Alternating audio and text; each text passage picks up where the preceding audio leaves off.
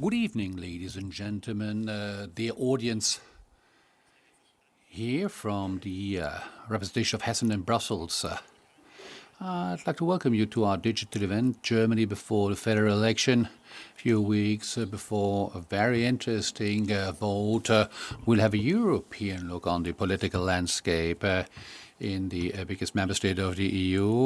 What are the ideas of the German parties concerning the future of Europe? What are the ideas that will enrich the federal election campaign? My name is Ottmar Berbalk. I live and been living and working in Brussels for more than 20 years. I'm quite involved with my heart, with my spirit, and with all my emotions as well in this European matters. We are hosted tonight by the Hessen representation here in Brussels. Thank them for hosting us. We will give the floor immediately to the Minister for Federal and European Affairs of the state of Hessen, Lucia Puttrich. Ladies and gentlemen, dear audience, dear guests, I'd like to welcome you to a very particular event tonight.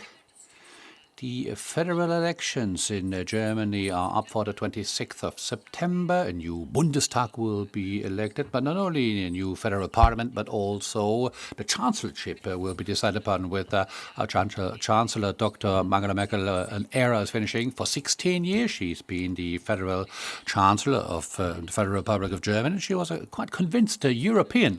She is a strong woman, and she's had a major role to play within the European Union. What about the future after the next elections for the Bundestag? What coalition will be governing? What parties will be delivering the Chancellor? And what are the expectations from the European partners from Germany? And Germany will be playing an adequate role and a strong role in the future of Europe as well. And these are the expectations of the other member states. With a particular interest, the federal elections will be followed all over Europe. I'm quite interested in the results of today's podium or panel discussion. European policy will be talked about, of course, but certainly as well about possible coalitions in Germany. So I'm really happy that the Europa-Union Deutschland has been inviting us before the elections, and I'm really looking forward to the same event after the elections. You can be quite sure that Hessen will always playing a very strong role in the European concert, and that's why we are interested in having a strong pro-European federal government in the future as well. I'd like to wish you a good evening and enjoy this event. Thank you, dear Minister. So, ladies and gentlemen, be prepared. We have the who's who of German members of European Parliament here with us tonight. We will talk about topics that are really of the utmost interest in Europe, and Germany will be involved in creating them as well. At the end of this evening, before going to bed, you might know already who will be getting your votes or not. We have a good atmosphere here. We're going to get you out of last night's depression, for the Germans at least. We will give an opportunity of a 5-minute initial statement to all members of the panel. Afterwards, we will be discussing about economic and social matters, foreign policy, and space for freedom, security, and the future of the EU. Ladies and gentlemen, you're warmly welcomed as well to take part. We have a streamline at LV on the screen, Brussels in German with ui.hessen.de, or our phone hotline 032 472 0888.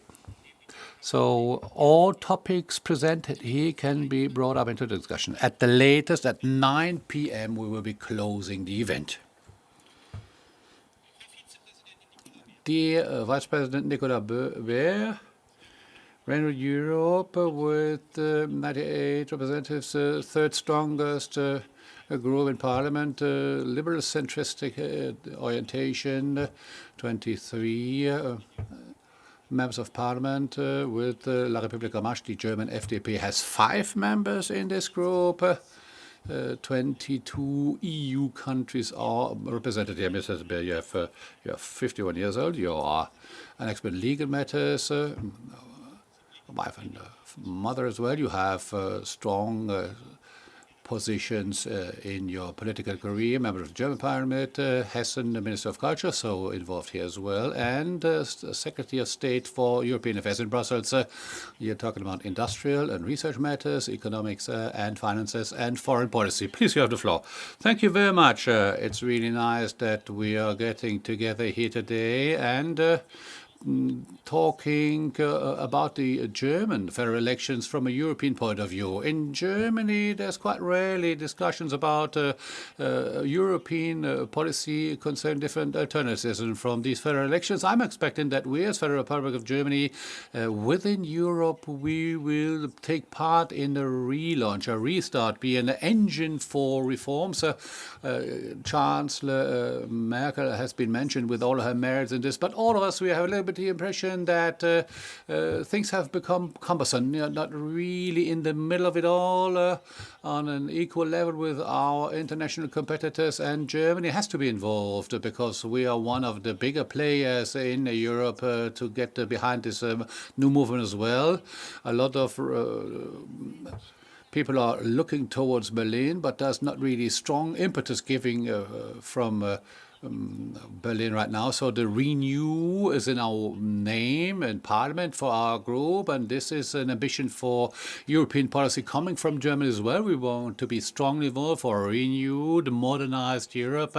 We're in a very particular situation now due to the pandemic.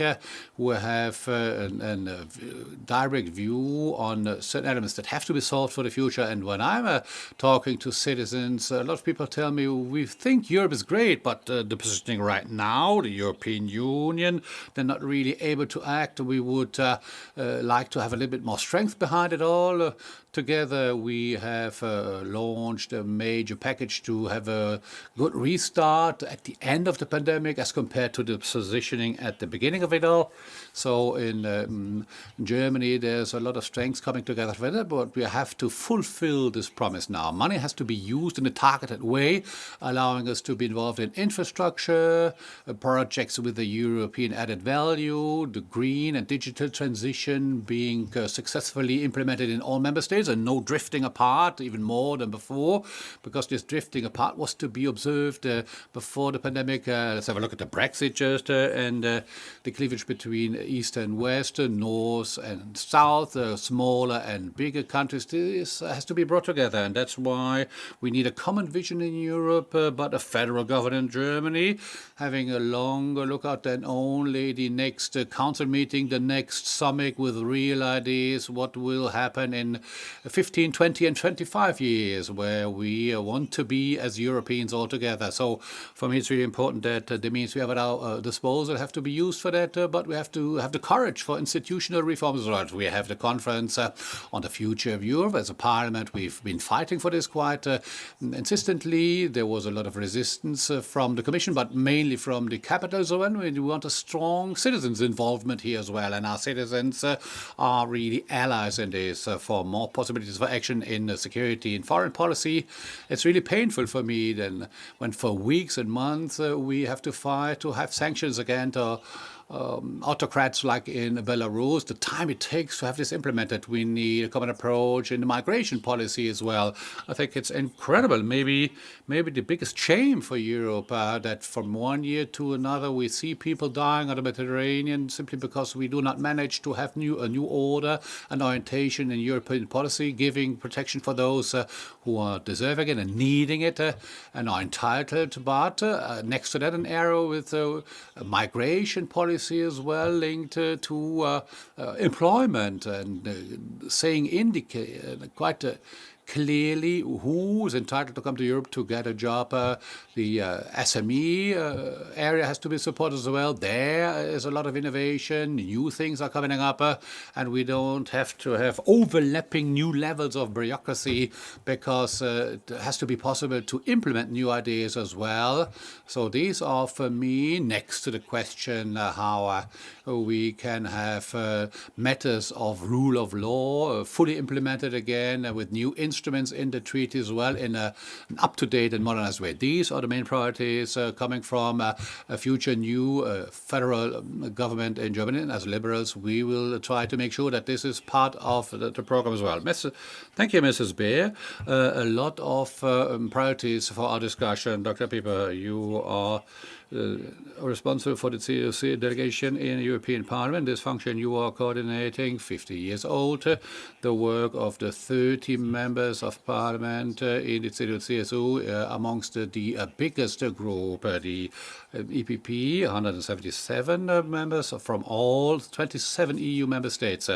You've been involved since 2004 in European Parliament. You're in the committees for budgetary control, research and energy as well, and the Delegation for Parliamentary Cooperation, EU-Russia, also a topic in the area of foreign policy. You are a geographer, and the changes of location factors. SME policy is one of your priorities in the work, Mr. Pieper. You have the floor.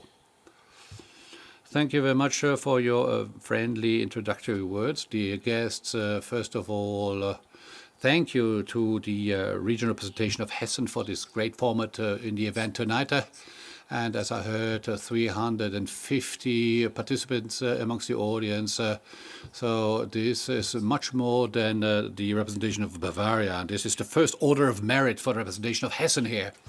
Well, you can feel the upcoming federal elections in European policy is not mainly the focus yet, but people in Germany are looking what's going on the world level as well, seeing the fragility of liberal democracies all over the world, especially at the end of the Merkel era. For a lot, she had been the spokesperson for the Western world and still is. And Mrs. Merkel leaving us now opens up a new era, and it has been quite difficult for her as well. Financial crisis, Corona, but Europe has been sticking together in solidarity and is reinforcing its resilience with each new crisis, seeing the new instruments after the threats coming from China and Russia. No region in the world is really representing these multilateral acquisitions as we are, free trade orientation of the whole world activity. And we are behind the Paris Agreement as well. European Union has been behind this Paris Agreement. And with our climate approach, we are pushing this forward on a worldwide basis as well. Who will be coming next? Our proposal here is Armin Laschet from the CDU point of view. Adenauer, Kohl, Merkel are huge predecessors, but Mr. Laschet, as Minister President of North Rhine-Westphalia and member of the European Parliament, has a lot of experience he has sufficient calm to confront the Erdogans and Putins of the world as well. He's a fervent European as well, and he knows that once in a while it's better to build bridges, to talk, to negotiate, better than to launch emotional rhetoric to maybe push these extreme states to even more extreme positions and push them into extra parliamentary or democratic alliances.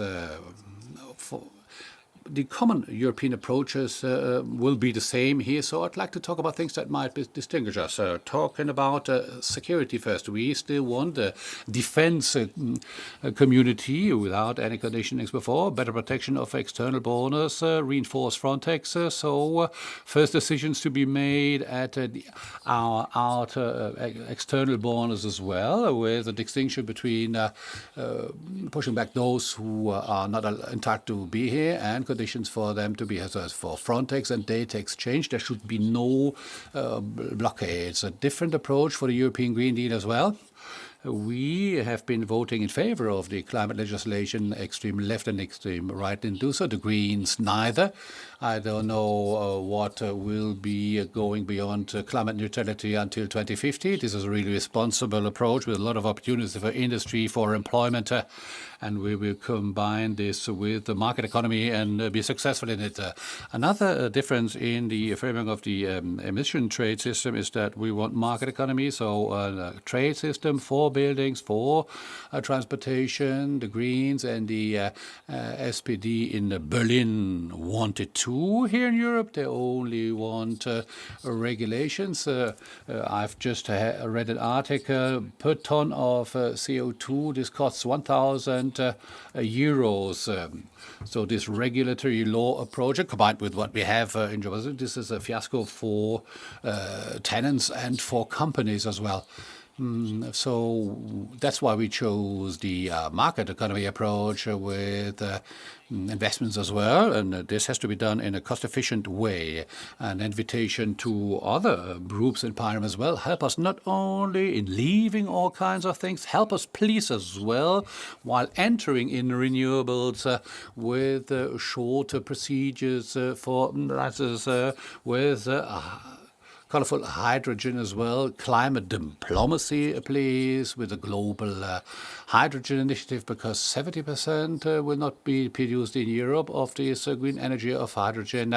We will have to get discovered elsewhere. And all these things have been left aside for most of you and have to be accepted in a much stronger way. A last difference may be reduction of red tape. After the explanations of lots of other groups, taxonomy, supply chain legislation and all these things, this goes in an orientation where SME representatives will not be able to follow any longer on international level. So European one in, one out, and our European strategy for the unbundling has to be brought up as well. So SME has been mentioned twice as much as for the Greens, market economy 3 times as much as the Greens have mentioned, and technology openness is not being mentioned at all in your case. So in that sense, we can say that you are talking about an educational approach. We want a creative approach for Germany in a proactive way. I'm looking forward to the discussion. And as it has been mentioned, to 750 billion euros from the European Corona Fund. We think that this money should be put into digitization and energy, but rule of law is really important as well. Without any conditions, we have to be more creative here as well. And I think that a lot of things on a European level will be healed thanks to money. The ESM has been stabilized as well, but not all of it will be covered. There are certain limits here as well. So the recovery fund is a one-off thing, indebting the social systems and communizing the social system will not happen with us. These are my points. I think we have a lot of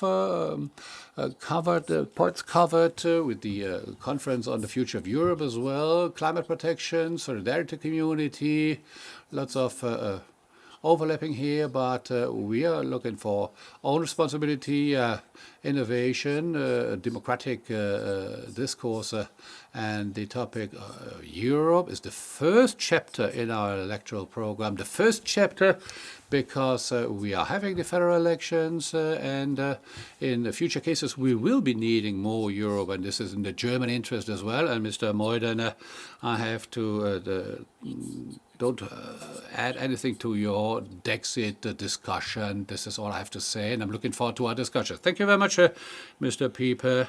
You were looking for some disputes here already. That's exactly what we were looking for. Well, I didn't have a lot of time. Mr. Geier, you are the head of the SPD delegation in the second largest group in the European Parliament, Progressive Alliance of the Social Democrats, SD, 148 members coming from 26 European countries after the European elections 2019. You, the German Social Democrats, had to accept a certain loss of importance, quite important in the group. You are dropping to 16 members, and the presidency of your group had to be left to the Spaniards. You are a historian, and you had the task to rebuild the group of the German members of parliament. You know the SPD quite well. You've been a member since 1977. You know the Willy Brandt House in Berlin, and you had been working for the party presidency. You were born in Frankfurt, but were rooted in the Ruhrgebiet. You are budgetary spokesperson for the SPD, member of the Committee for Industrial Matters, and part of the delegation for relationships with Japan. Mr. Geier, well, what's quite exciting about the European Union, in my view, is the situation that in the normal functioning, there's always a little bit of problems being noisily produced here and there, but the member states, criticized beforehand, are able to manage to implement things in crisis situations that would not have been hoped for on the normal circumstances. We have the corona pandemic.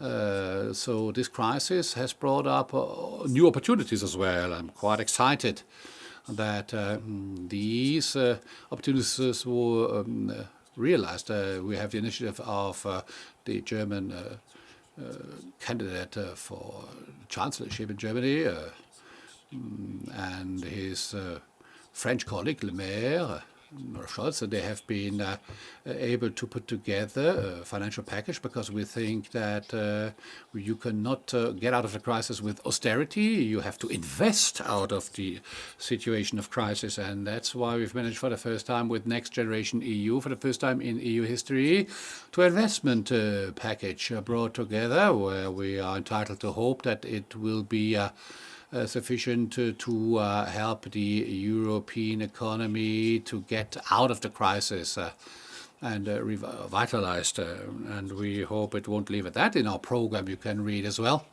that the Stability Pact will be developed further into a Sustainability Pact, deserving really this name, and the European Union will be bringing up its capacity to invest again for the future, as it's the case right now with the recovery facility. A second point I'd like to mention is that we want to have efforts made to reduce unanimity in European decision-making, including for fiscal matters.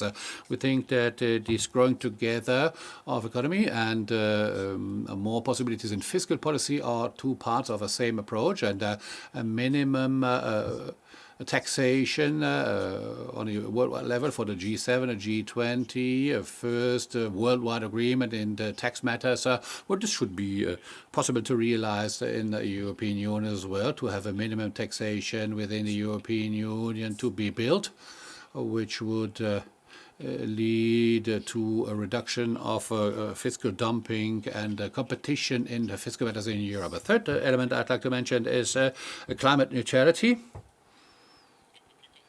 Dr. Pieper said so already. The climate legislation has been decided upon. We are about to adopt a huge package from the European Union where the climate legislation aspects will be implemented in a very concrete way. And this package will represent a huge task that has to be settled if the commonly defined objective of climate neutrality until 2050 has to be reached.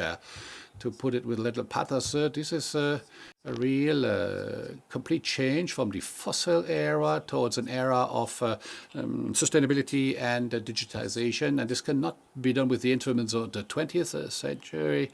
We need new instruments in a paradigm change concerning the legislative matters and other measures needed for a compensation on a social level. Because if we want to introduce an ETS on a European level concerning emissions for traffic and for housing, well, this will have a direct impact on the individual person's car users and tenants as well, and the social compensation is needed here. Franz Timmermans is right when he says that this transformation will be a socio-ecologic one with social protection as well as social coverage, or it will not be successful because people will not come along. A fourth element I'd like to mention is foreign policy. New challenges are coming up, and with the present instruments of unanimity, we will not be able to cope with them. So if the European Union wants to be able to act in the future in foreign affairs matters, foreign policy matters, there has to be a new approach. And we are supporting an approach where the European Union becomes an actor for a human rights directed foreign policy. Thank you very much, Mr. Geier. The word commission has been mentioned several times, and I'd like to translate this, although our audience out there, you are all experts in these matters. When you talk about commission, it's about the EU, the European Commission here in Brussels, the executive authority led by Mrs. von der Leyen. And Mr. Geier mentioned Franz Timmermans, the Dutchman being Vice President here, responsible for climate matters. Mr. Giegold, you are the spokesperson of the Gruene delegation in the European Parliament. 25 German Greens are part of the group with 73 members from 17 countries, so the fifth largest parliamentary group. Next to the classic Greens, there's members of Pirates and Independents as well, from parties covering stateless representatives and other minorities. The influence of the Green, the group in the European Parliament, according to your own point of view, is much bigger than our representation in figures might indicate. Sven Giegold, 51 years, founding member of ATTAC in Germany, is a spokesperson for green self-governance. President, member of the Deutsche Evangelischer Kirchentag, and representing the Greens from North Rhine-Westphalia in the European Parliament. You are an economist, so a scientist with a lot of expertise. You made yourself a name as a financial expert of your parliamentary group. You have the floor. Well, I don't know who drafted our marketing texts that you just read out, but I can correct one element at least. Right now, we are the fourth strongest group. It's changing here and there, but this is just a detail. Well, maybe very briefly about what is really pushing us forward here. Federal elections in Germany, well, there's elections for Europe as well at the same time, because without the member states, there's no progress on the European level either. And the last major elections were those in France. Emmanuel Macron presented himself with a promise for more democracy, more possibility to act, more common elements. Berlin didn't really give him an answer until this very day. It's only with the crisis that an answer was delivered. I know it's not the SPD's fault, but in the big coalition, there was no common reaction to this gesture, this invitation coming from France. We are not Macron fans. The French Greens are not always of the same opinion, but from the German point of view, we would have expected an open hand, willingness to build a Europe which has more possibilities to act, with a stronger European democracy to be built, making sure that sustainable well-being and wealth are really taken care of. And it's only the crisis that led to a situation where what had been necessary beforehand, major investments, were made possible in all these new areas. But only as a one-off. We had a lot of pro-Europeans when it's not costing anyone anything. Now, in this conference, we have the possibility that the structures of Europe become more democratic, more open for action in the international competition. Otherwise, we will certainly not be able to cope with the structures. So many presidents, 27 member states, individually in a possibility to block the new investments, and a lot of states involved that are not really respecting the fundamental rights in Europe. So whoever might be the winners of the federal elections have to get rid of all these restrictions. We have to invest in the common future of Europe, and we have no own theme block concerning climate protection. Mr. Pieper indicated almost in an opposition approach, his open sparring approach. Well, I have to say that we have an agreement in one area. Climate protection is a matter of central importance, a central social and economic question. It's only with a combination from climate protection with economic success and a fair spread of all the burdens and the limitation of social inequality. Emmanuel Macron has seen what might happen when climate protection is lived as an anti-social element. And our proposal for this federal election is that, yes, we will increase CO2 levies, as the Great Coalition has been deciding in Germany already, but we want that this money is given back to individually to the citizens to have a social compensation. And yes, we don't think that CO2 pricing should be the only instrument here. We think that in each and every sector there has to be a regulatory law as well as an approach, because it's only regulatory law that can fasten the approach. We have to accelerate all this. It's not the target to reach this in 2050, because each and every day we hear about new catastrophes. The planet needs the 1.5 degree path. And for Europe, this means that we have to accelerate our efforts. We cannot proceed as this morning in the regional parliament of North Rhine-Westphalia and have a common approach concerning climate protection, but not practical implementation in different areas. So ecological advances or progress have to be improved, but with specific measures as well. We have the need for consequent implementation of the Green Deal at the level of the planetary limits, and this is an opportunity for social compensation, social equilibrium as well, and a possibility for economic sustainability. And for that purpose, we were getting into this federal election campaign with a lot of enthusiasm. So thank you very much. A lot of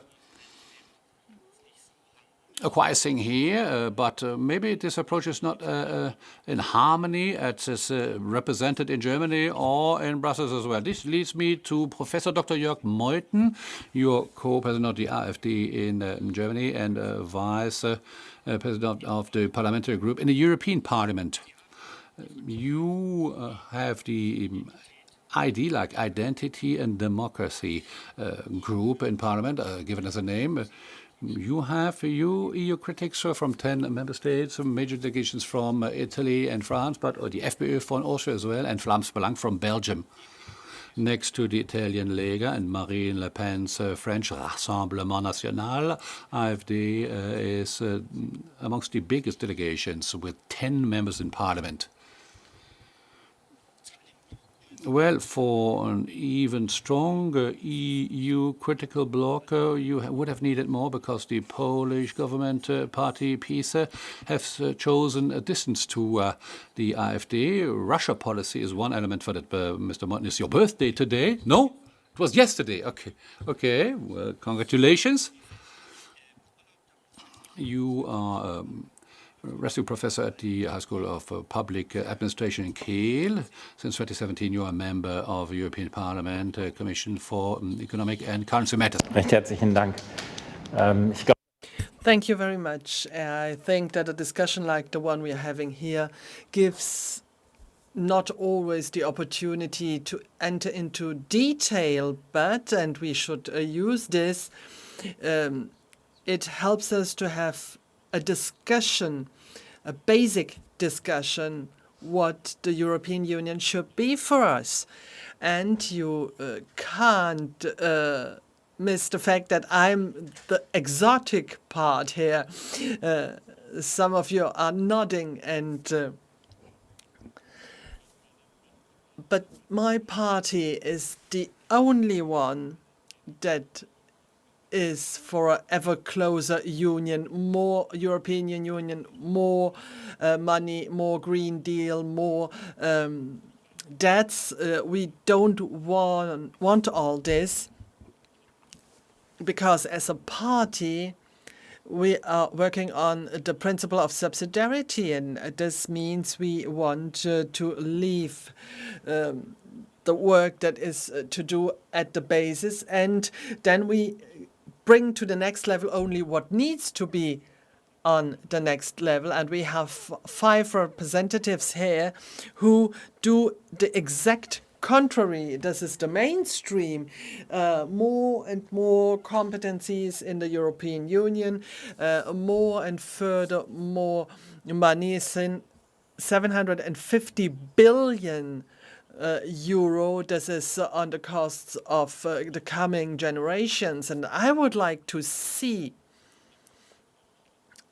if we see what the Brexit meant for us, and if we had taken this to be more critical, asking ourselves, what are we doing wrong? Why is the European Union seen in such a critic way? And we have interviews that show us that 2/3 of the people don't like this way, and there is too much wrong policy, and therefore people are more and more critical. And if you talk about Brexit, and I know that this is highly discussed, it's very critical. It is in the election program of the party, because the majority wanted it, and I think most of them wanted it.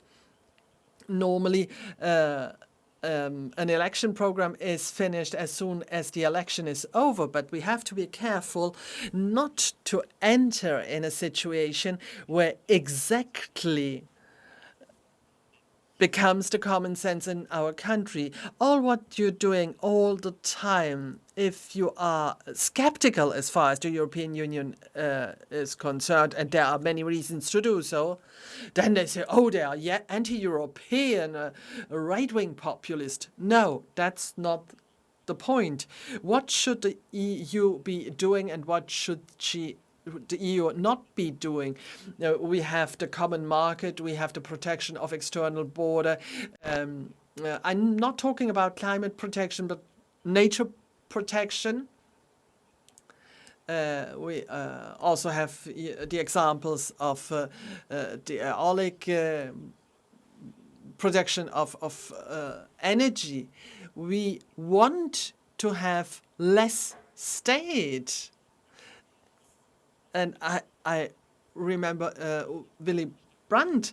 The European Union is not getting stronger because she is insisting, but if the European Union is focusing, and this is what we want to do with our election program.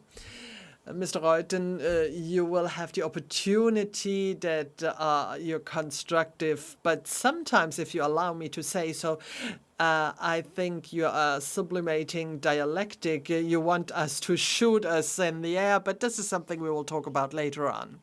But very nicely said. Dr. Schirdewan, you are coming from the left in the European Parliament. You have 5 of the 39 of the GUE.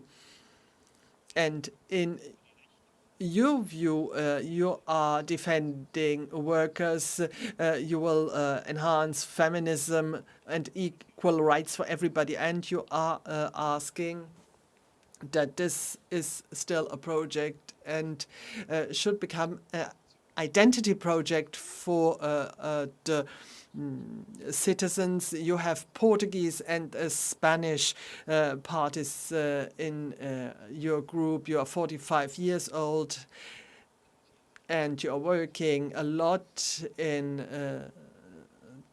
the... Yeah, thank you very much. Now we are called the left, and we are the smallest group, but we are very agile, and very often we manage to be progressive and also force the others to go ahead. And I can say that we had the opportunity with a majority in the parliament in order to talk about lifting up the patent on vaccines, because this is one of the points that should help to go ahead and end the pandemic. During the last weeks and months, I had different encounters in different European countries, and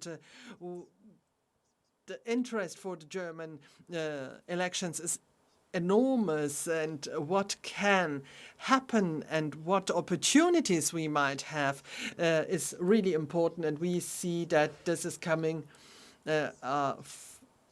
from the will to change something also in the German government, and the majority wants a progressive policy and progressive politics. And this is due to the fact that Germany is the most important economic sector, and therefore has also a great weight. And the progressive policy, this is not only tackling the epidemic, but the social and economic consequences we will have due to the pandemic. We have to give an answer on this. And this wish we can see and hear this in the whole of Europe after years of not spending. We wanted to have more money. We wanted to have also the interest, protect the interest of workers. But with this question also, how you can give more, be more equal as far as taxes are concerned, because we see that those who have more money are not contributing in the right way. These are the most important questions. And then we have to see with the big challenges in the future, the digital change, then the climate protection, but also the fighting for, or the protection of democracy. We see that the digital change is coming very quickly, and all this is in the hands of very few, and we have to check that our workers are not left behind, especially those, the so-called platform workers.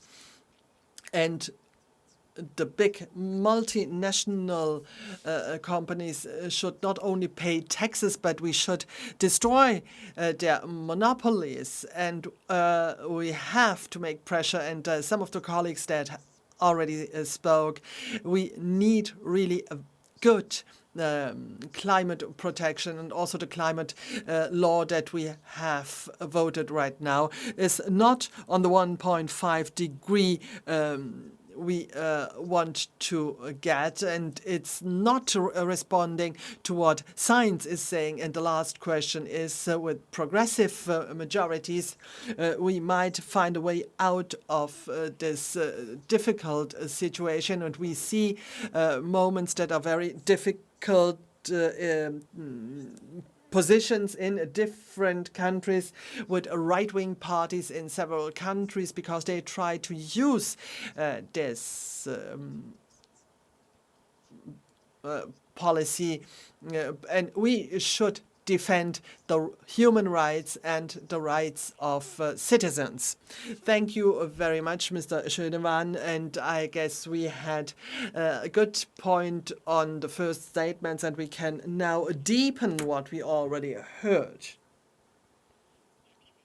Mr. Pieper,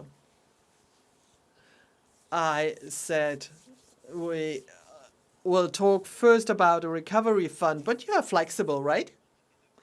Mr. Schirdewan said you have won as far as the vaccines is concerned.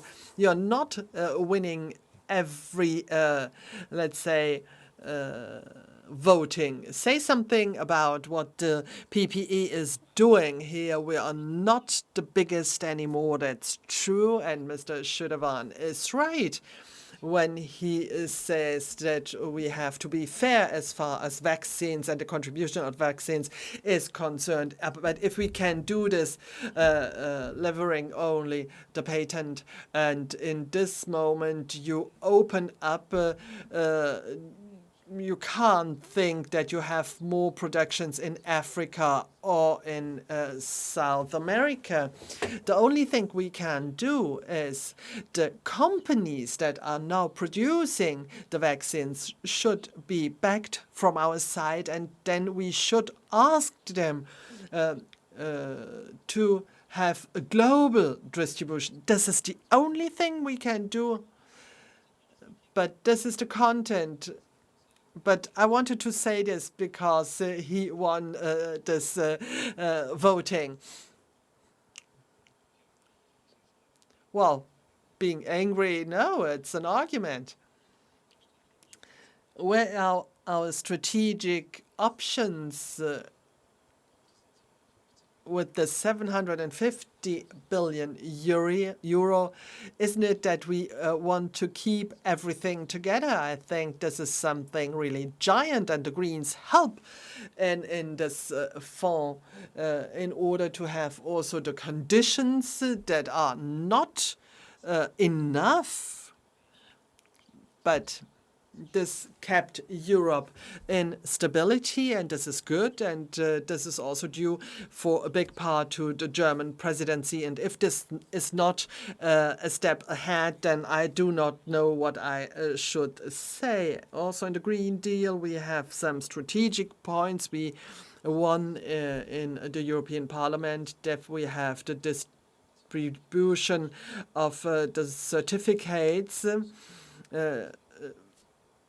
because this is not compatible with the WTO, and therefore we want stability, and we are winning as far as the common agricultural policy is concerned. No, I just wanted to keep up. There is a big fear of the Greens, right? So these things are strategic. And now, and this is the next fight, what Mr. Geier and Mr. Giegold said, the Corona fund is important, 750 billion euro. If you want to ask the same thing, then I stop. And we are coming now for the CDU because they say that the debts are something that is happening only once. No, I don't like it. It's true. I already said it. The point is we can't save from in the crisis, but we have to invest in order to get out of the crisis. And on the one hand, on the other side, we have decisions for big investments for renewable energies, and we have to move a lot of money. And if on the one hand, if we follow the CDU, this money is not available, and then we do not have this kind of policy. Now, I have a completely different opinion as far as this is concerned. Mrs. Beer, would Europe be connected if we have all these debts? No, that's where would be very dangerous. Europe should a common vision for the future, and also apart from the common market, research and development. I would like to come back to that point because this is a very important point. We have together, we did something huge in a crisis, and this is a huge packet. And more money, a normal person can't even imagine how many zeros are behind this.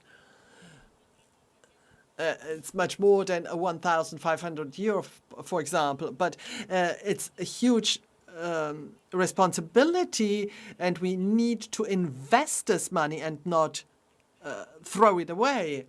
It's something very extraordinary due to the pandemic, and therefore this have and to be like this. It should not be giving some promises for the election, and this is something that brings a change. It's not continue with the old one, but creating something new. Obviously, also, Mr. Geier, this can't be something for the whole time, because this is an exception in order to get into debts for once. And as a liberal politician, not only me, but all of us, next generation EU should be done like this, that the next generation is the only one to be in debts. We have to invest in order that from this investments we can create the money. I don't want to say, well, we had debts, we can do that forever. No, that's not what the European Union should do. And then I would like to hear or see that those who should take us out of the crisis would even pay more taxes, would bear even more red tape. And it's right. The medium enterprises are very important for us. This is a very good job at the spot where the people want to live.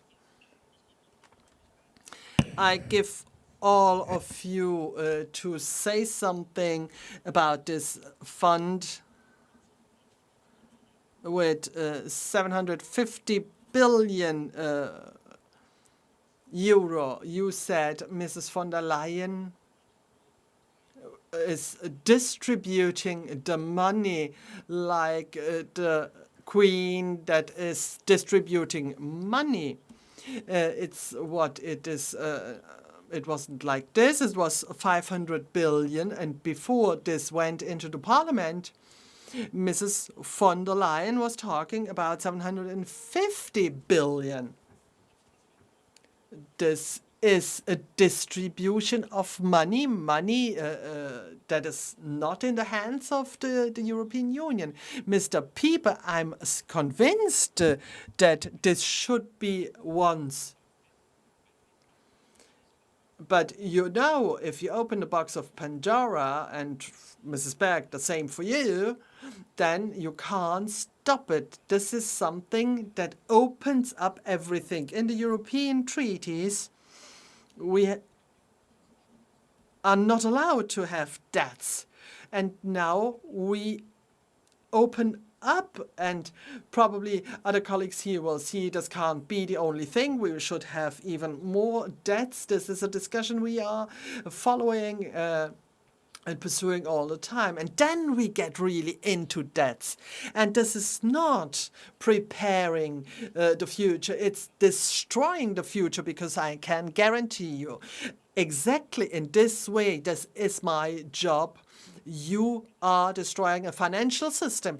We are already in the negative sense, and you can't help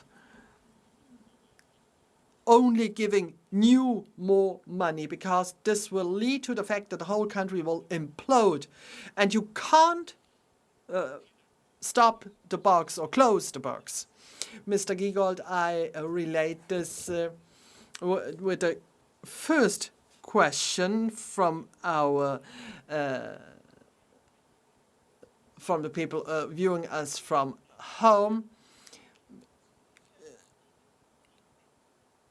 Ferienstimmende VCI, as far as the fund is concerned, who is tackling all this? This is something that fits very well to make a bridge. I'm of the same opinion. We shouldn't repeat something like this. Many of you will be astonished. It is a really special situation.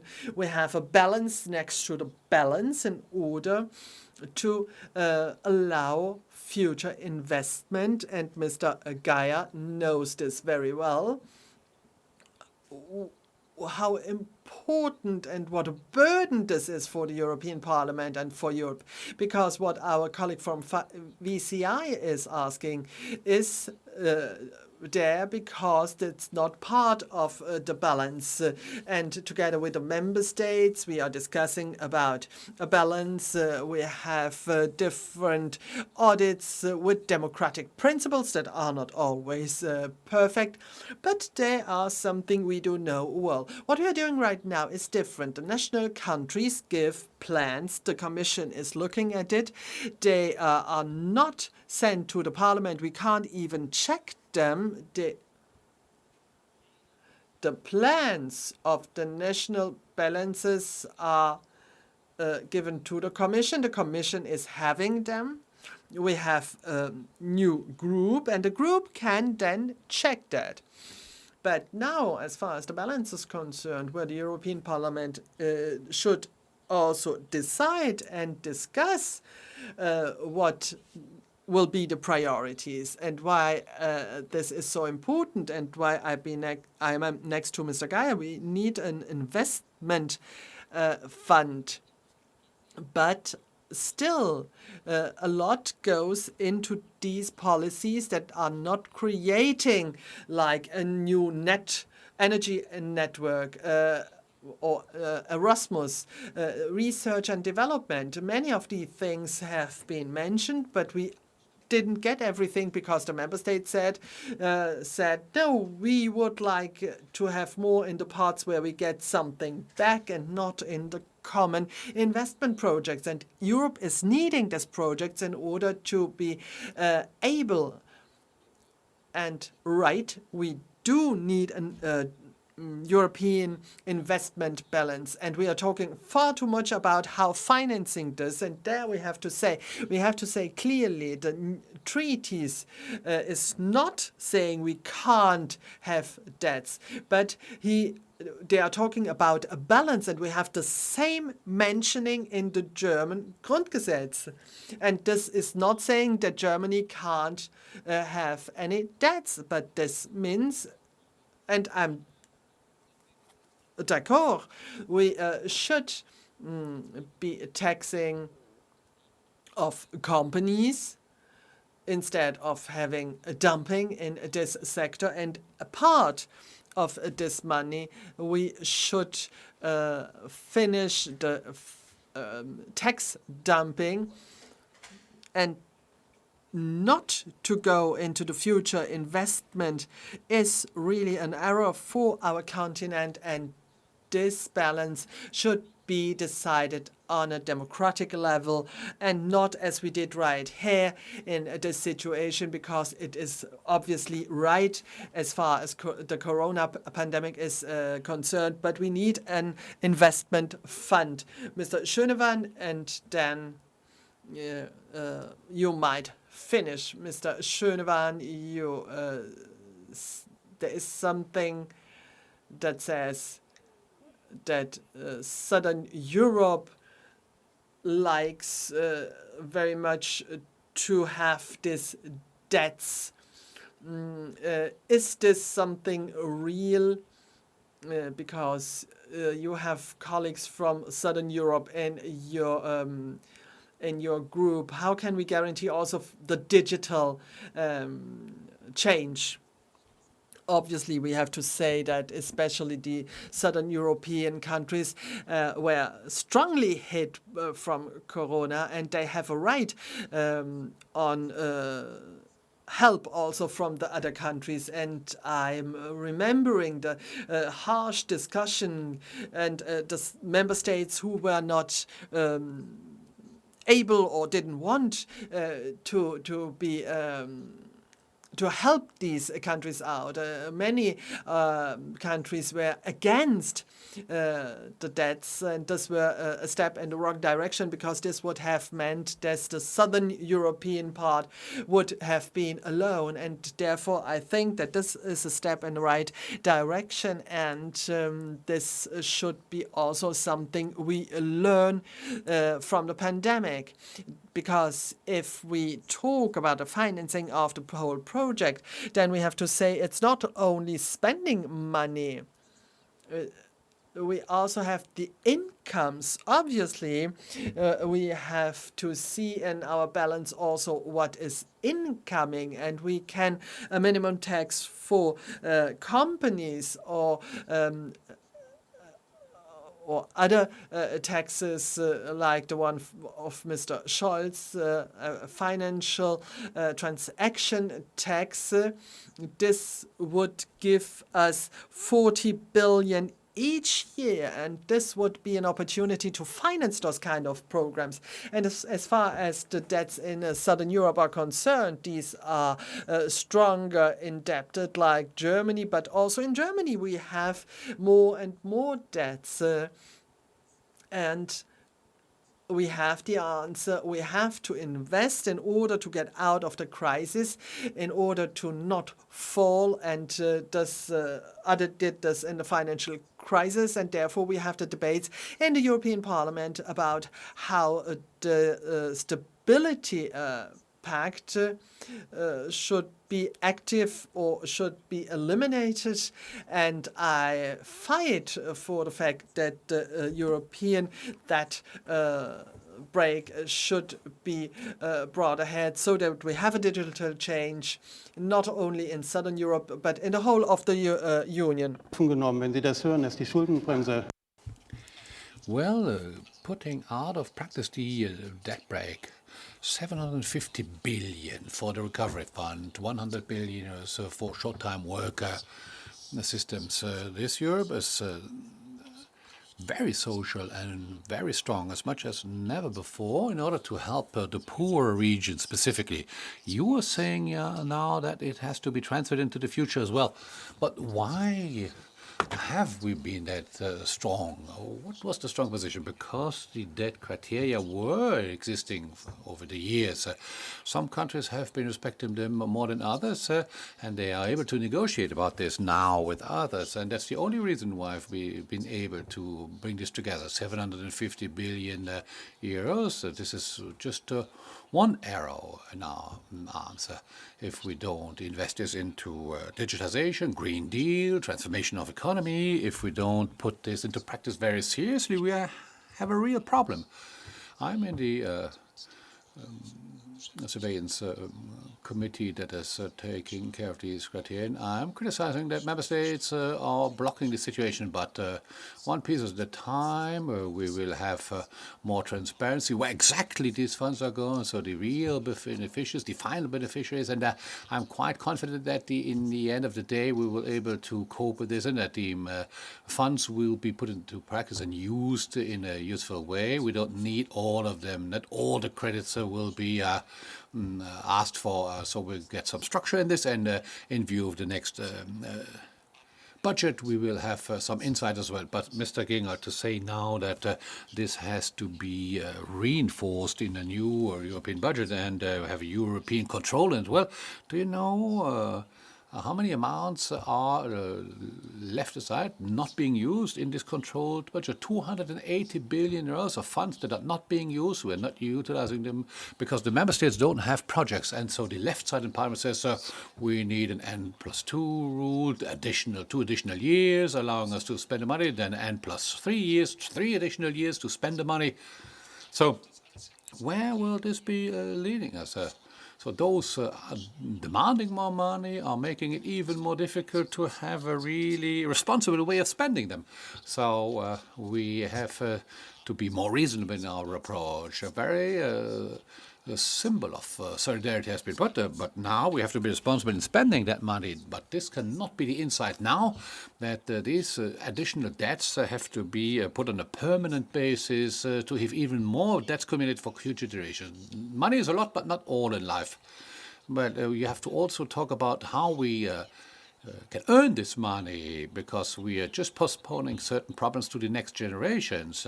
We have to leave for the future generations a prosperous Europe, creating growth, responsible growth, in order to be able to repay all this. It doesn't make any sense to add more and more debts and have stability and growth pact put aside forever. We have to talk about the needs of those who have to work for this and earn that money. What do we need innovation-wise, and what networks for the SMEs? And I've heard with a lot of pleasure, Mr.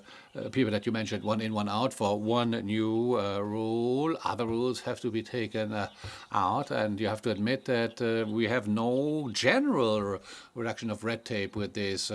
Maybe one in and two out, because this is really decreasing the burden for the SMEs. You're laughing, Mr. Geier, but we have to take away these burdens for people. You are adding debts again and again. No one is believing. Well, the protection for the weakest and we cannot postpone these problems, but you will not get my applause for that. It's not about reducing protection for the weakest. No, it's about the matter to know whether we have a new report obligation and more burden and more red tape. Mr. Pieper talked about taxonomy and other areas. I think we can reach the same objectives with more regulated approach, with simplified rules. What SMEs cannot put into practice should not be decided upon, neither in Europe nor in Germany, because that would be helpful. Because these are the ones who are supposed to create the funds that you wanting to spend afterwards. So with the elegant formulation, money is a lot, but not all in life. Well, this leads me to another concept that we will bring up. A space for freedom, security, and justice in Europe. Slovenia will take over the EU presidency in the upcoming semester, but we have welcomed the head of government from Slovenia quite in an unfriendly way, and a friend of Orban, you called him. What are you expecting from this new presidency? Well, if I have a look at the activities in Slovenia right now with the media, the NGOs, the European fundamental values, how they're being treated, well, this is a quite right approach to call these matters. We had meetings with civil society in Slovenia precisely. Our rule of law experts have been traveling over there, meeting representatives of the NGOs. And Slovenia has become an example of one of the countries where European values are not really upheld any longer. It's another function there than here on a European level, obviously.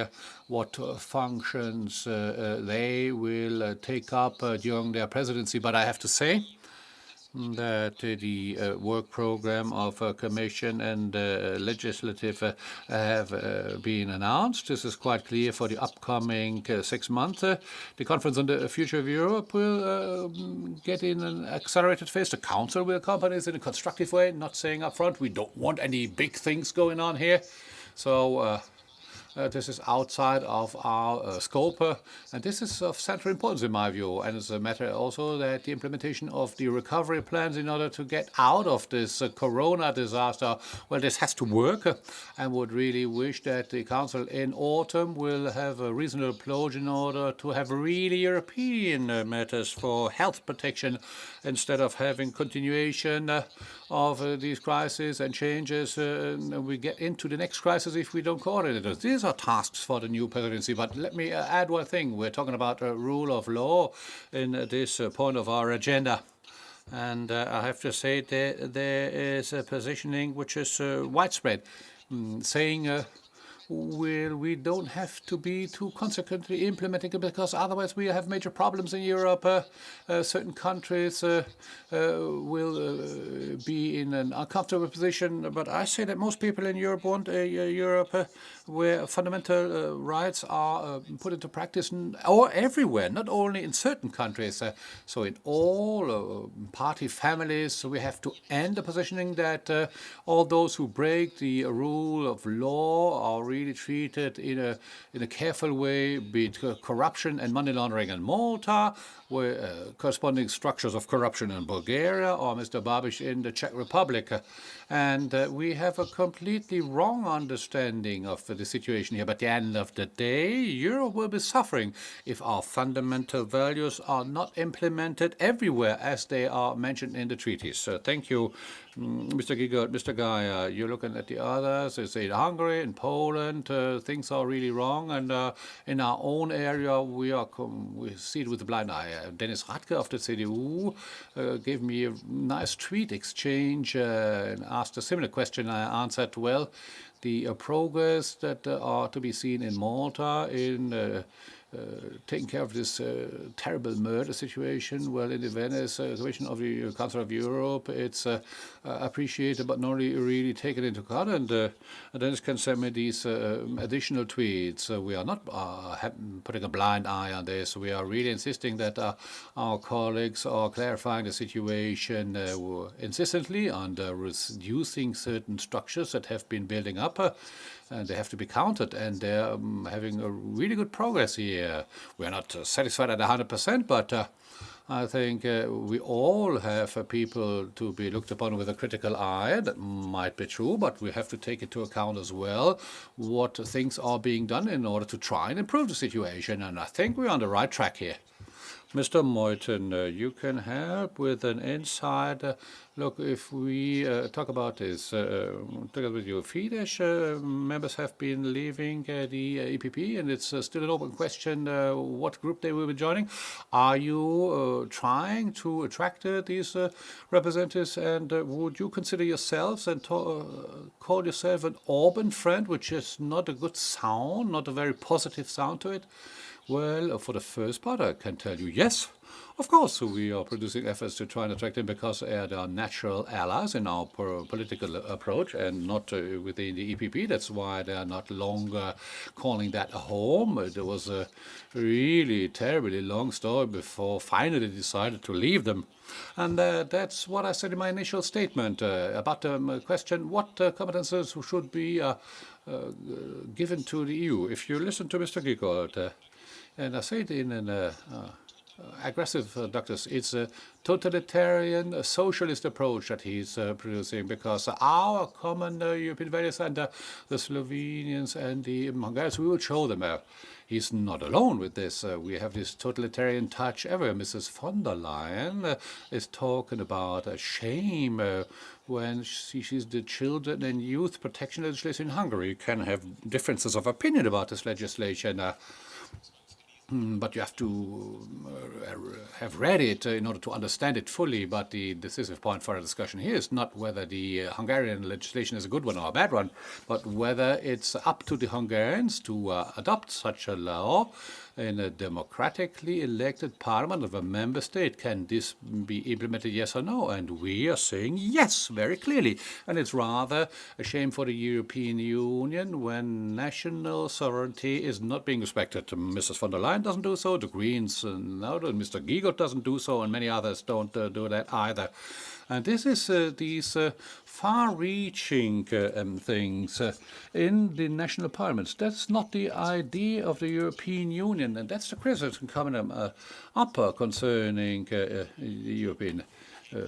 We have member states living sovereignty. Mr. Giegold does want to undermine the sovereignty with these encroaching remarks, and we have natural allies here. But aggressive approach. Well, let's don't have it. Let's not get too personal here. Well, it wasn't meant in a personal way. No. So, Mr. Meuthen, totalitarian connected to the president of the commission. This is really more than tough. This is not okay. This is really, really tough.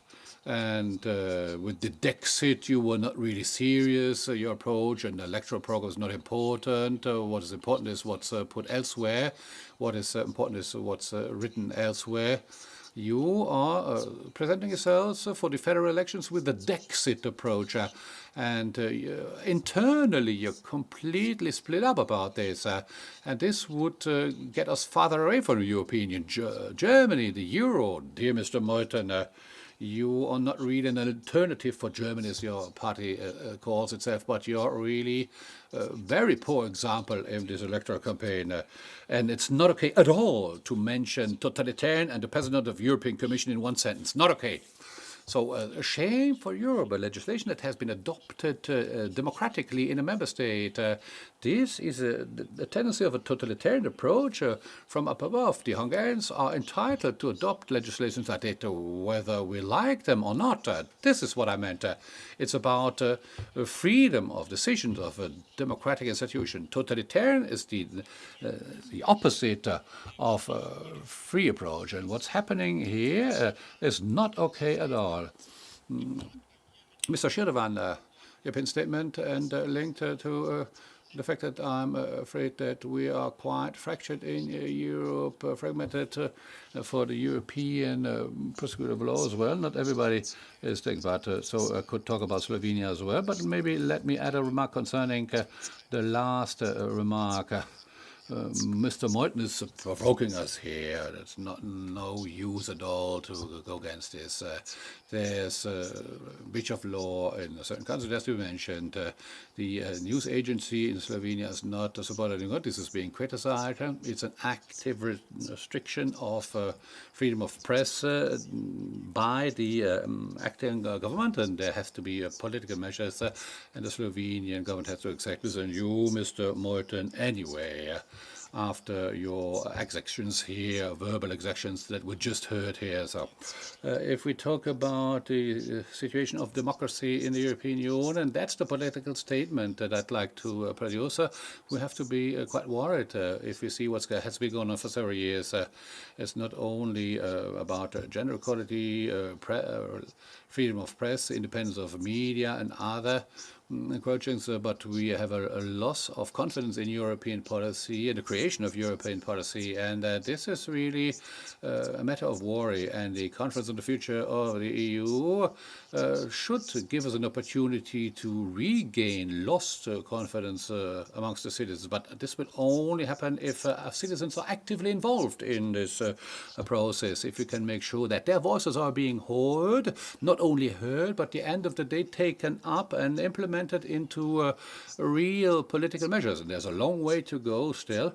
As Linke, as left in this process, we see ourselves as defenders of NGOs, trade unions, and this will be actively brought up in the exchange together with our partners outside the European Parliament as well. And the democracy crisis can be coped with thanks to that.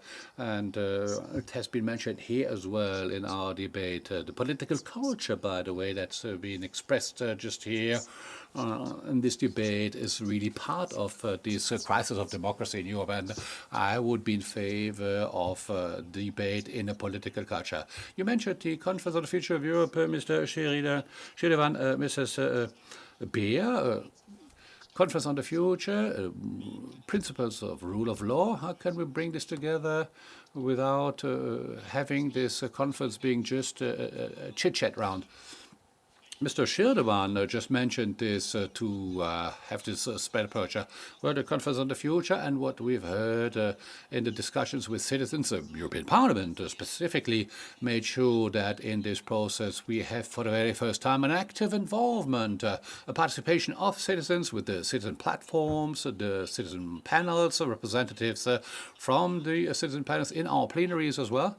And I think that this will indicate quite clearly that citizens, Mr. Meuthen, well, in Europe, based on common values and rights, see an approach. You talked about the freedom, but there's no limits. So no one wants have a reduction of the identity or culture of a member state or the legislation. None of them are entitled to that. But in Article 2, Mr. Meuthen, we have this already, a definition on what basis and in what framework this has to happen. Democracy, rule of law, independent of justice, freedom of press, freedom of speech, and this has to be respected in the framework of national legislations as well. I'm quite sure if you want to spread this towards the Conference on the Future of the European Union as well, where citizens talk about this. I see it in my exchange and I see it in emails from our citizens as well. So it was a good thing that in the program Next Generation EU, for the first time, we were able to make sure that the respect of these legal demands is really a precondition that money is being paid to member states. I think that this is an essential aspect. So they should not be used for infringements to legislation. So national legislation have to be verified based on that. Personally, I think that the Hungarian legislation is talking a lot about child protection, but is infringing certain limits where family right is certainly sovereignty as well, and we go too far when pedophile approaches are linked to different sexual orientations. This link is not okay, and this is in a dark corner that is being pulled, and this is not okay. So we have to get out of this dead end in our discussion and coming back to the exchange and the aggressive note that you brought up, and which leads to aggressive reactions as well. The way of observing these infringements to legislation have to be depoliticized, and I'm quite in agreement with this new rule. As a parliament, we're quite proud that this has been implemented as a condition for the first time. It's not enough still, but at the Commission's level and with political groups on the Council level, there will be, then again, and both sides, depending on where you are, there will be an excuse. You've decided this just because you don't like me, you don't like my political family, or things like that. So I would propose that we depoliticize all this and have a discussion in the Conference on the Future of Europe as well, linked to a mechanism where we have a similar independence here based on constitution, based on treaties and democratic principles. So we have a real evaluation here without a political coloring, and we don't have the need for majorities as in Article 7. Bodies are protecting bodies, and there's no use, Mr. Giegold, what political group head of state is belonging to. It's more about structural problems in a country, not individual infringements of individual politicians, and that's what our objective should be. I'm hoping that amongst our citizens in the Conference on the Future of Europe, we will have a lot of allies with this. My proposal, Mr. Giegold, Mr. Pieper, concerning the principles of rule of law. We have an audience question here as well for Mr. Meuthen. I will read it out for you. So, members of parliament, less EU might mean less parliament. You're in favor of that? Yes. Yes, I can be very brief in my answer. Absolutely. So this is completely over-equipped here, doing too many things, and that's precisely the problem. So let's come back to a remark from Mr. Giegold. We are all free members of parliament, he's saying, and this cannot be connected to a totalitarian coloring as in other states. This has been put into practice. You have to accept this. No, no, I thought it's really reasonable what Mrs. Beer just said. So she is pleading in favor of a depoliticizing of this approach. This is exactly what I would support as well, and a strict respect for rule of law principles. And now the next question would be going beyond this. How is this put into a normative approach, including the question how much influence do we allow the European Union in the state rule of law positioning of individual member states? And here we're not quite in agreement because this is really going very far. And I'm thinking about another point, the treaty infringement procedure against Germany. There will be constitutional crisis. We have the rule of law principle in our country as well. So the Commission will be losing this procedure, and I'm really hoping this will be the case, or we will have a constitutional crisis in Germany. So the point is, how can we have a normative approach concerning rule of law implementation? We're not that far from each other. Rule of law and depoliticizations are fully supported by myself.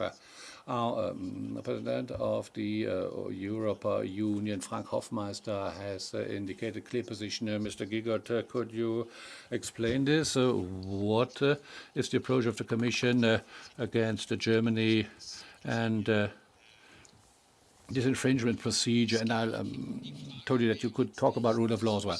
It is about who's the Supreme Court concerning European matters, and this is the European Court of Justice.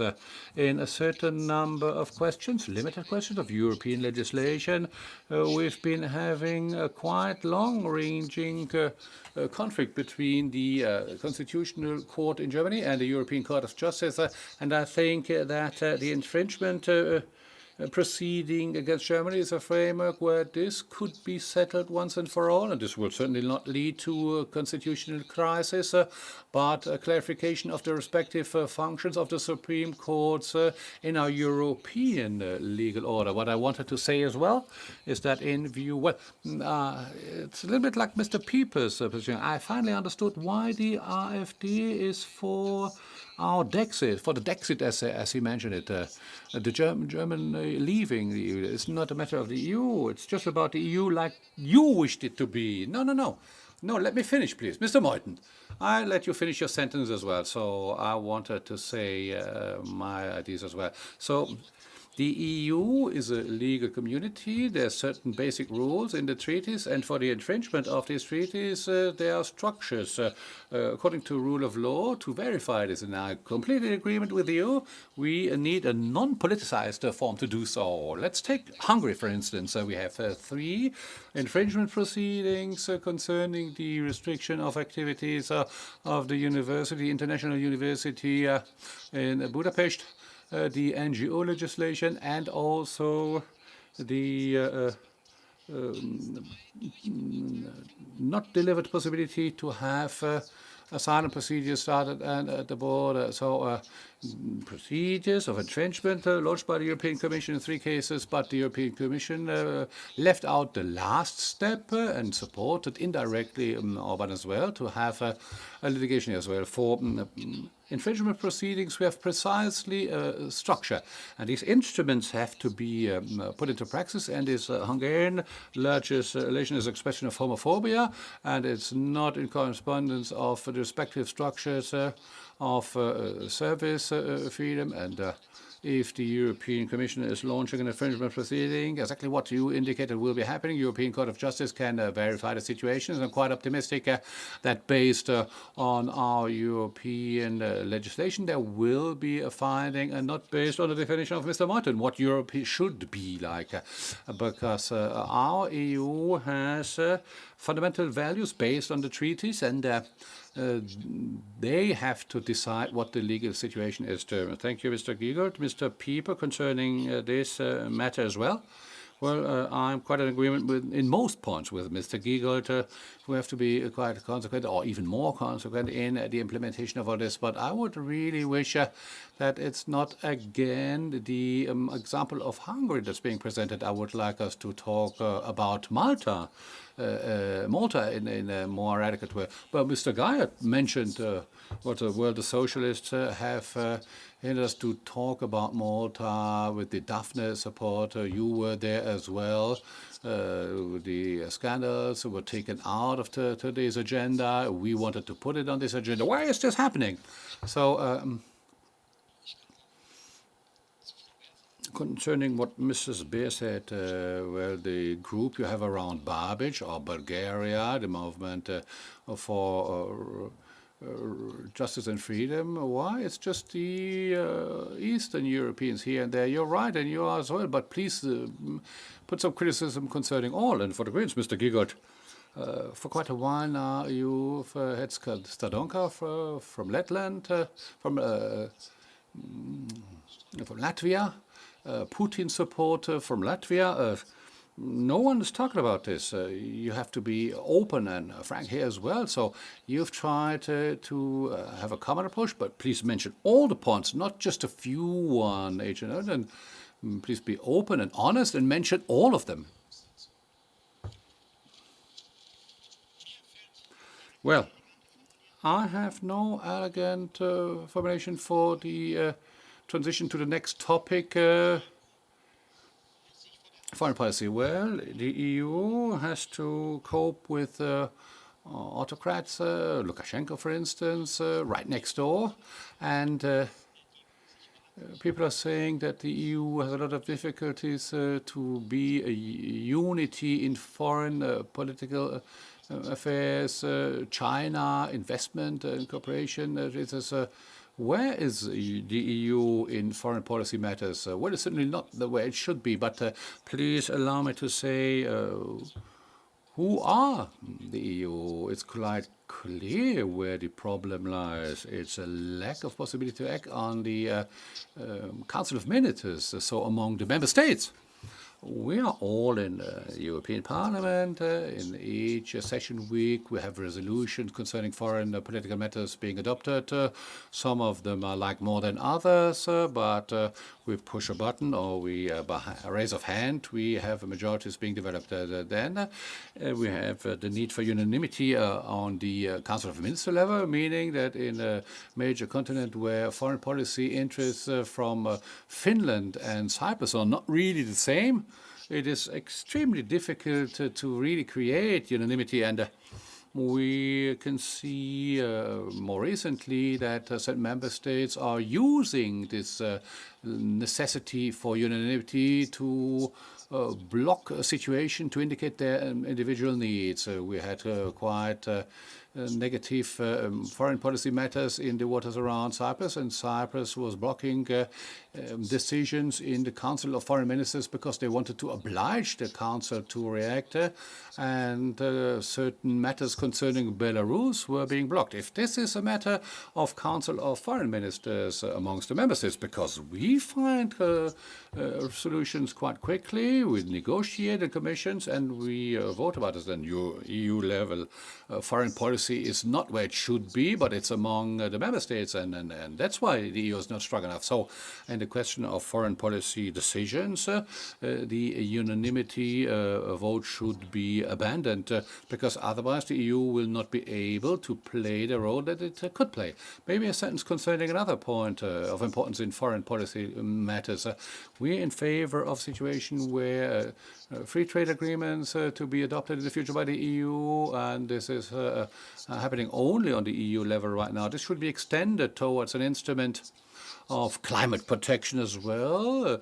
Trade policy agreements should have a chapter about sustainability, solution mechanisms for problems being brought up, and future trade agreements of the European Union should include principles like, for instance, that the core labor standards should be the ones from the United Nations against the usage of slaves in work or child labor. labor, but for that the European Union needs the right instruments, and in SPD and the federal government would be working for that. Einstimmigkeit aufgeben ist die eine Frage. Sind Sie da dafür? Are you in favor, and what do you think about China that is a rival for the investment agreement? We do need a decision in the Council, and I'm in favor. But this alone will not be enough, because we need to be more professional. We really do Minister for Foreign Affairs with a strong mandate. I would like to have discussed this mandate, and with this mandate he should be able to do something, and not only taking bits and pieces. And then you have to be at the same level. We are at the border. We are waiting what the US are deciding. We do not have our own position, and therefore I was disappointed that there is not a strategy for Russia or for China. And there too, it would be easier and better to be all together, to stick together. I didn't like the fact that shortly before the German presidency ended, that this agreement was pushed forward, because this is obviously against Biden, and would have been normal to have an agreement with the Americans. Obviously, we are not of the same opinion, but we can obviously about a rivalry, and we have the Communist Party in China, where everybody is controlled, where you do not have all rights. And we have seen is this Mr. Geier, where can I find in this agreement with China? And therefore I see and think that it is good that we block it as the European Parliament should. We are talking also about work, and we don't have an investment protection for our companies, and this is very easy to light, and this is due to the fact that we do not have a long lasting strategy how we will talk to China with a special rapporteur, just like we had it in the treaties with the UK for the Brexit, and nobody changed his opinion, and this was obviously our strong point. The single countries or regions were obviously involved, but let me say this, because we have to do this also from an institutional point of view. We have to be stronger and also invest in other parts, because only foreign affairs is not enough. We need a security policy, and we need also the question how we want to react in the development. And if we do all this in the triangle, then it works. And then we have another word. Probably you are not looking to have more people coming in the European Union. What do we do with the countries on the Balkan? This is very special. It's the criteria of Copenhagen, and there we have even a consensus here, and we do not have this consensus. If we do not have these pieces, then we can't do anything. And shortly I have to answer Ms. Beer. If you see, if we want to have a common foreign policy, then we need a common will. But there is no, this will is not there, because there are so many differences. France and Germany take the German and the French position as far as the Arabic countries are concerned. Now, not being at unanimity is against the national will. To be forced against the will against your opinion. And if we want to have a foreign minister, then we are in our sector, and I say this for my party, and I hope that the will is there. We do not want this. We do not want the United States of Europe. We want a common foreign minister. Then we are in the middle of it. Then we have everything is getting together with different positions. Take Sweden and Austria. They have a completely different position than the French people do. Then we have the national sovereignty, and then we are really getting into the United States of the European Union, and we do not want that. And the influence in Europe might be stronger, that in every country that foreign policy is left to every country. This is an interesting question. And if like states that are against this position, like Norway, Iceland, or Switzerland, then I do not have the impression that they are in the hands of the US, Russia, China, or whatsoever. No, they have a very good stand with this. And we need a common opposition. The opposition is not there. And if we do not have this, then we can't have a common foreign policy. Mr. Schirdewan, what do we do with the states of the Western Balkans if they do not have a perspective for the future? I'm in favor to give them such a perspective, the criteria of Copenhagen in a dialogue, and to see if we can get together. And therefore, I guess it's right to enter other countries. But then if we see that it's not working, then we have to see how we can cooperate instead. And I'm in favor of entering then the European Union. I would like to add something. The last EU summit showed us that there is no common line and that we have sometimes a double standard and that there is no real communication that is based on values. When we see what has been decided for Turkey and Erdogan, so the so-called deal EU-Turkey, this is really not acceptable because Erdogan has put so many people into jail, and he gets out something of it. And we have a critical look to other countries, and we are putting sanctions on them, and we do not have common standards. And this is something that we should go ahead, and we should be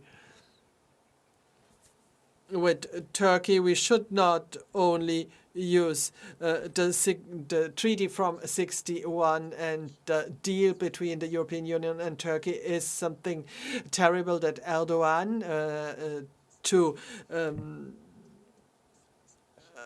is forcing the European Union, and he says that these people will all get, the refugees will all get to Europe, and therefore for this he is still getting money from us.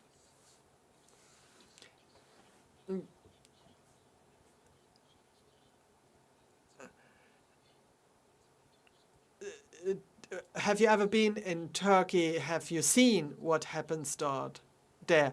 I was there, and they have 3.5 million refugees, not in camps, but 80% in private houses. And the European money is used that these people get a bun to eat, that they can go to school, that a part of the of hospitals is reserved from them. 10% is going to the state of Turkey, and the rest is going to NGOs, humanitarian organizations that are helping on the spot. And I'm You are right, I'm against Erdogan too, but this deal is something we should be ashamed of when we are speaking about humanitarian help. This is something I can't accept. And as far as the policy, the refugee policy is concerned, is Turkey an example that we could do that also with other countries, and we should stop to be the best of our class because we have our values. But the world is as it is, and you have to cooperate with neighbors where you do not like everything, because otherwise we can't tackle with our problems. And as far as the Turkey deal is concerned, and speak only about the so-called sofa gate, fundamental things have been decided and everybody was only speaking of this sofa gate, and you should also have a look elsewhere. I helping you, but in 2 points we have to be honest. One thing, with the Turkey deal, we bought time that the European Union has not used because we do not have a common refugee policy, especially in migration for work, and the pressure is so high because we do have only this one door, and then we have to wait in order to stay. If we would be honest that the biggest part of the people would like to work and live to here because they want to have their children in a good school, but will want to contribute, then we also have to say, this is also the lie of the Christian democracy, we need a system by points for European talents, and then the member states can invite who is needed on that market. And the second lie is that with such a country, even especially because we do not solve our problems, that we are still in contact with Turkey, because the Turkey doesn't want to accept our values, the rule of law, for example. And then it's not enough to not to talk about it. We have to be honest. Turkey with Erdogan is not a country we can accept. You wanted to say something, and then we are in the last 15 minutes. Well, first of all, I would say, obviously, as far as the foreign policy, we have different positions. This is normal in the European Parliament in Germany. Take some countries in Bavaria. Winfried Kretschmann is against him, but Germany has a common foreign policy, and we are able to have decisions and on majority, because we can't say we can handle like Norway. Europe is a big continent with strong interests, and here we need to see how to defend our interests, and this is true for everybody of us, and we can't always be on the majority line. And we do have common values, and we can see this because if we see what people are saying, much more than other regions in the world, and this is the reason why we can live with a majority decision. What I have heard and seen here is that the United States have not been mentioned. I think this is, well, weird.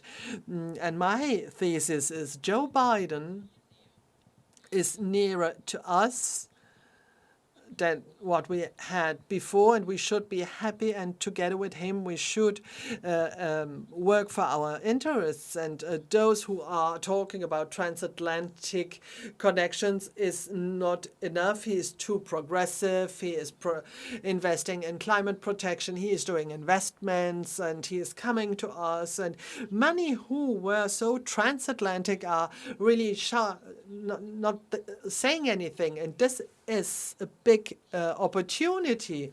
It's very still, even in Germany, and I would say with America, we should have common interests.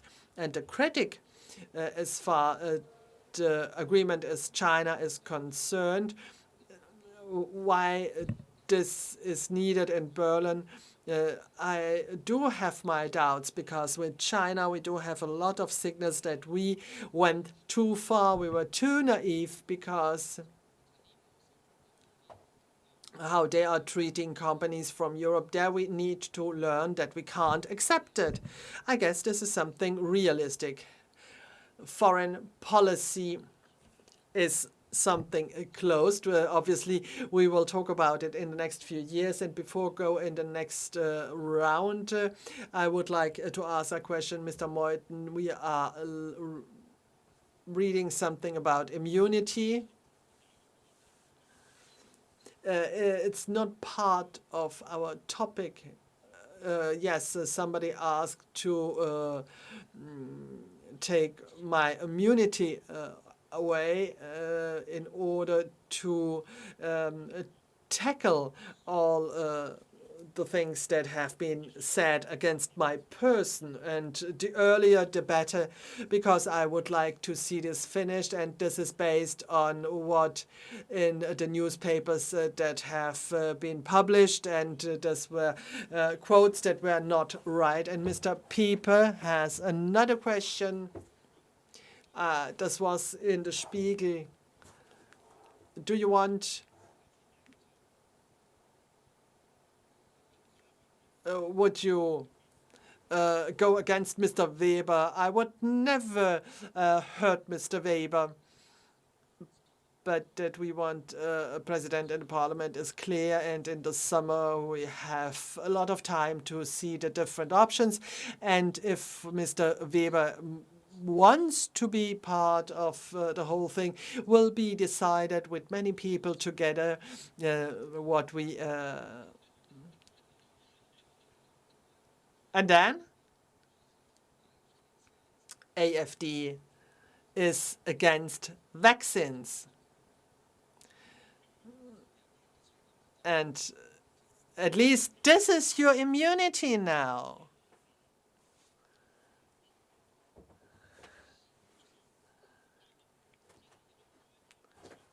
And no, you have given me a good point. I do understand that. You are agreeing with others, with Mr. Giegold. No, this is something we are just doing like. But otherwise, we will talk about nuclear energy. Mr. Giegold, the program of the FDP, you want a decentral European Union. The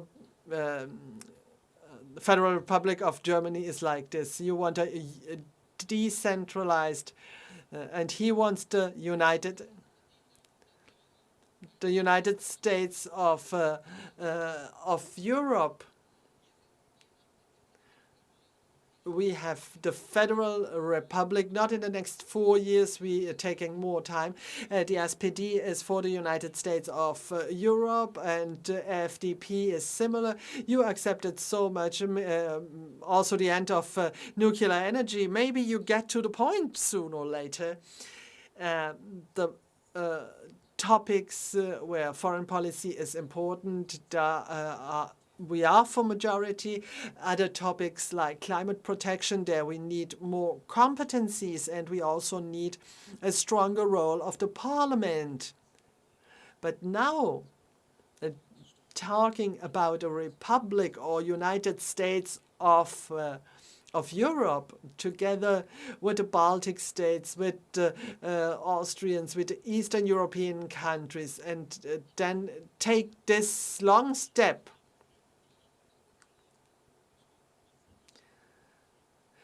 You should keep all what you want to say for your last closing words. The title is Germany before the elections in Germany. And I would like to give you the opportunity here at the end to say what you expect from a chancellor, man or woman, that will be elected in September,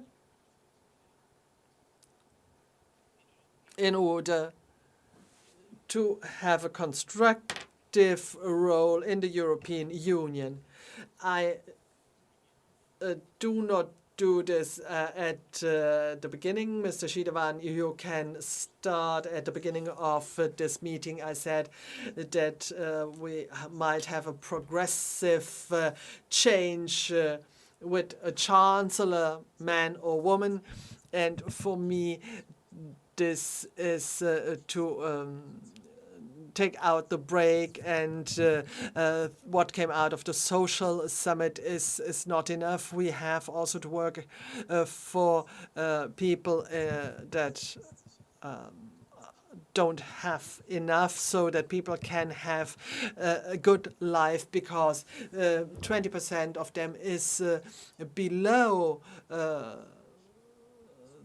poorness, and I hope that the next government should do something in order to solve that. I would like a decisive climate protection, much more than what we have seen with the climate law, and which has been confirmed by the parliament. We need to get quicker, and probably we need to be quicker and run and be very active and ask climate neutrality in 2030. We are ambitious, but we know that we have the help of many, and also the digital change is very important in order to have not people that are left behind, and we have this digital law protection of consumers. We need more structures for SMEs in Europe in order that they can enter the common digital market. Mr. Meuthen, I would like to have is something different what I expect. I would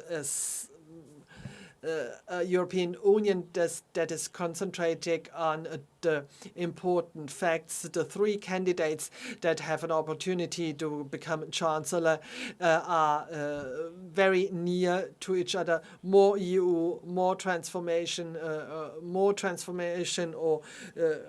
of sovereignty. Scholz, Laschet, and Berbalk, Neumann. Therefore, I do not have any positive expectation. We are in front of an epochal change, not only in the European Union, but in the whole world. We come out of the time of fossil fuels and going into sustainability. These are huge things that we can tackle only all together as Europeans, and normally we have less people. Also, our economy is going down, is lowering. This is more Europe and not less. And I hope to have a chancellor that is able to do this. This is, in my case, Olaf Scholz. And there we could solve all these problems. Mr. Schirdewan talked about it. These are all minimum standards in the social field. This is different than that what our colleagues from the CDU are proposing. And therefore, Olaf Scholz would be my candidate.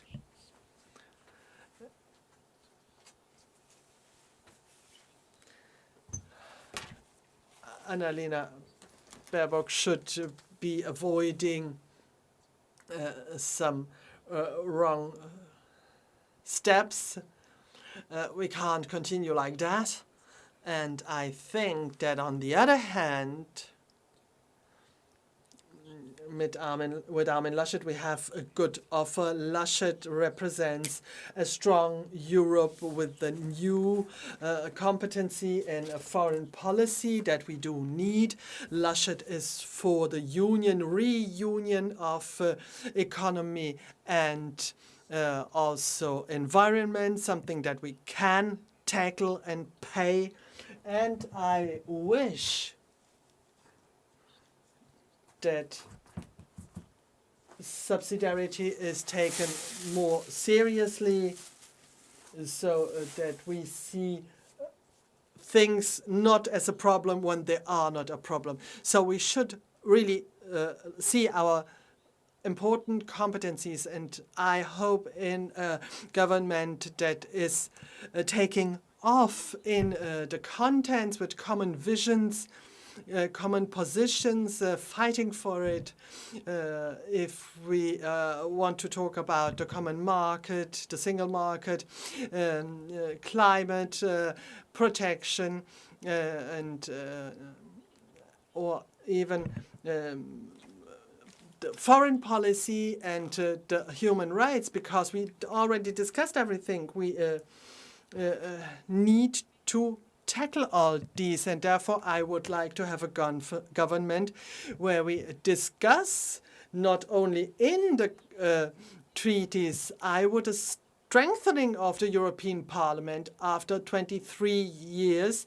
I can't accept that we have the right of an initiative. We need European elections and not 27 elections, one next to the other, Mr. Meuthen, because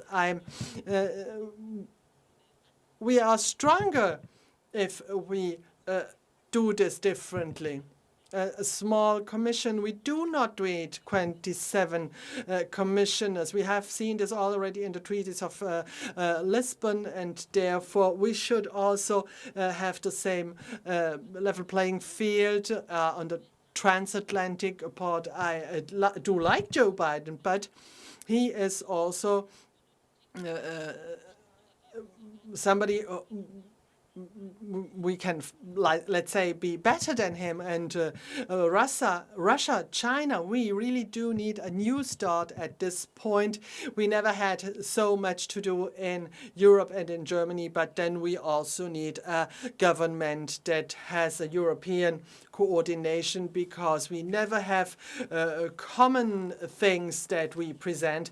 How can we do that if we are not able to do it in our country? And we have a lot of things to do, and the Democrats would be able to do this.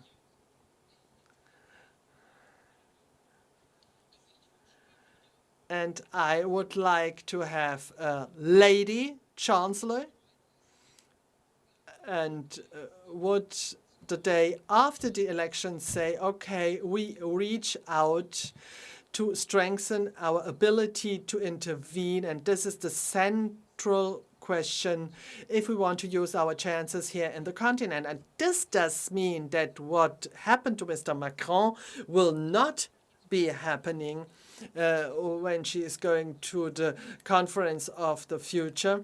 And we, with the biggest member state, we want a stronger European Union in the most important questions. And this is something that has to come.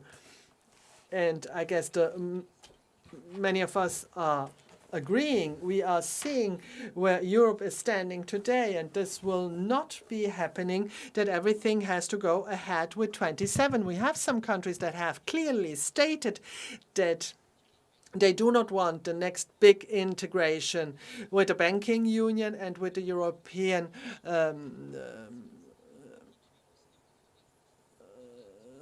rights and we should not have a division, but this is obviously something that was done very well, and the next steps have to be open. But if we can't do anything else. Then we go ahead with those who are agreeing. And the central project is obviously our Green Deal as a new basis for life and an economy in Europe that is the right thing for our children. We remember Europe in two speeds, and we have one group, this is one speed, and the other one is the other speed. This is not the right vision. The door is open for all of them, and we want as many as possible to go through that door. Thank you very much to all. I guess everybody has discussed, and I have now the pleasure to ask Mr. Frank Hoffmeister for his final words.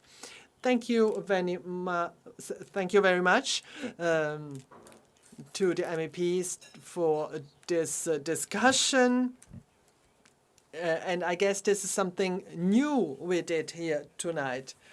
If you are a fan of the Elephant Round in Berlin, you can say the tops of Brussels are even better. We do not have only old statements. You can really find new ideas. It's not foreseeable who will react in which way to another colleague. These are very interesting moments we have seen here tonight, and therefore I'm so thankful that you enabled us to do so. Now,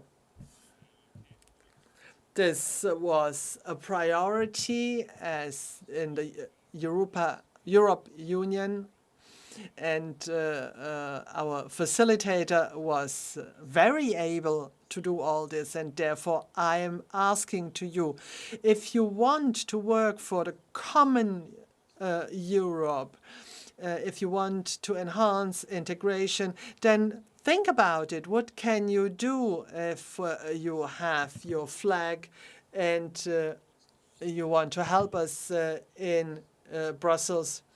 And then I would like to say thank you to the representation of Hesse, Mrs. Puttrich, for the wonderful help we had, for the good preparation of this meeting in a hybrid context with the citizens connected and the best people in Brussels here on stage. You can't see this every day, and therefore I wish you a nice evening, and please have a look where you put your cross on for the election. Thank you very much.